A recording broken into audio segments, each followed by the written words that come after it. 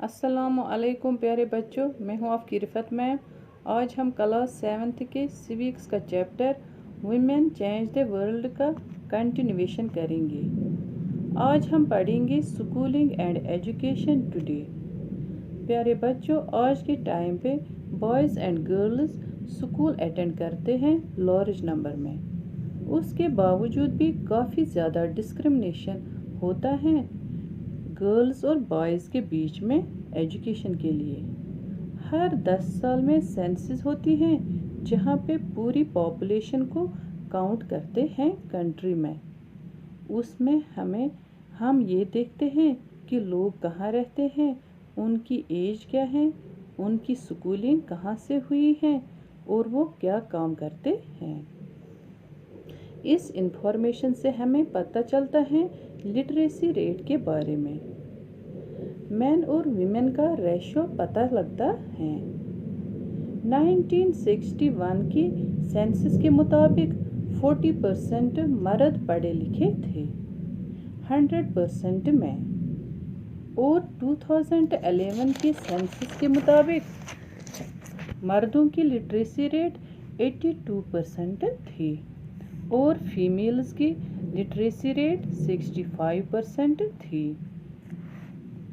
अब इस टेबल में दिया गया है प्राइमरी क्लास में, सेकेंडरी क्लास में और अपर क्लास में कितने परसेंट बॉयज़ और गर्ल्स स्कूल जाते थे। इसमें ये दिखाया गया है कि अपर क्लास के अलावा जो बाकी क्लास की गर्ल्स हैं वो कुछ टाइम स्कूल जाने के बाद स्कूल जाना छोड़ देती हैं। 2011 की सेंसस के मुताबिक ये भी पता चलता है कि मुस्लिम गर्ल्स की स्कूल जाने की तादाद भी बहुत ही कम थी। इतनी कम थी कि वो अपनी प्राइमरी स्कूल भी कंप्लीट नहीं कर पा रही थी।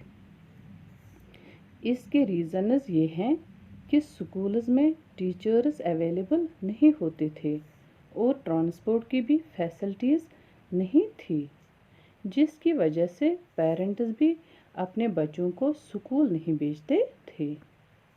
कुछ बच्चे स्कूल इस वजह से छोड़ देते थे क्योंकि उनको स्कूल में टीचर्स और क्लासमेट्स डिस्क्रिमिनेट करते थे, जैसे ओम प्रकाश वाल्मीकि को किया था। कुछ बच्चे गरीबी की वजह से जल्दी ही स्कूल जाना छोड़ देते थे। 2019 में बेटी बचाओ बेटी पढ़ाओ का कैंपेन शुरू हो गया, जो इस बात पे ज़्यादा जोर देता था कि ज़्यादा से ज़्यादा लड़कियों को एजुकेशन मिल सके। अब हम पढ़ेंगे विमेन मूवमेंट के बारे में। लड़कियों और औरतों के पास आज हक है पढ़ाई करने का। बाकी शोबों में जैसे कि वायलेंस, हेल्थ में भी औरतों के लिए सिचुएशन काफ़ी इम्प्रूव हो गई है।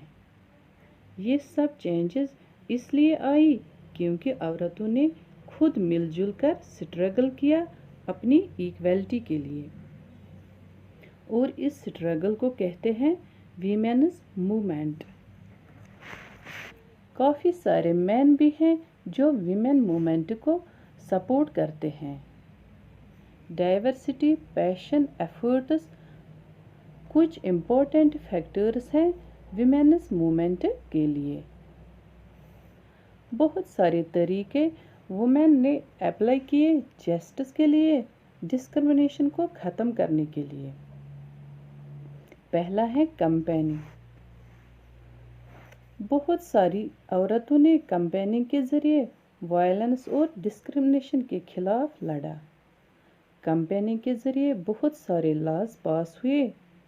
2006 में एक लॉ पास हुआ जिसकी वजह से औरतों को प्रोटेक्शन मिली डोमेस्टिक वायलेंस से।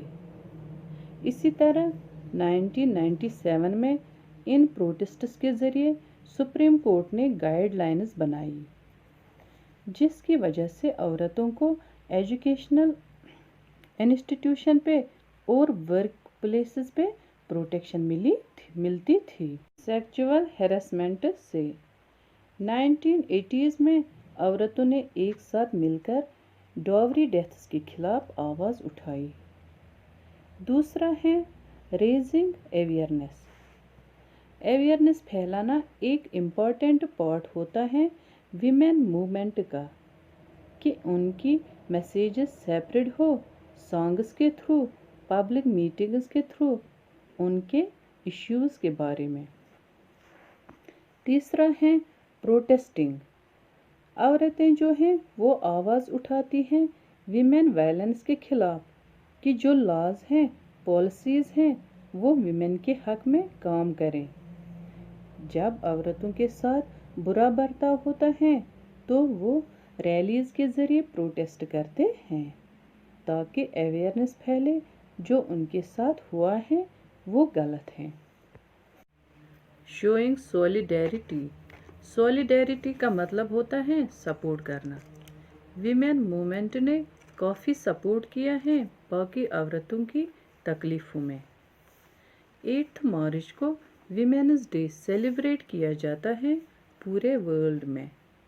तो प्यारे बच्चों, इसके साथ ही हमारा ये चैप्टर कंप्लीट हो गया है। बाकी वस्सलाम, अल्लाह हाफिज़, स्टे होम, स्टे सेफ।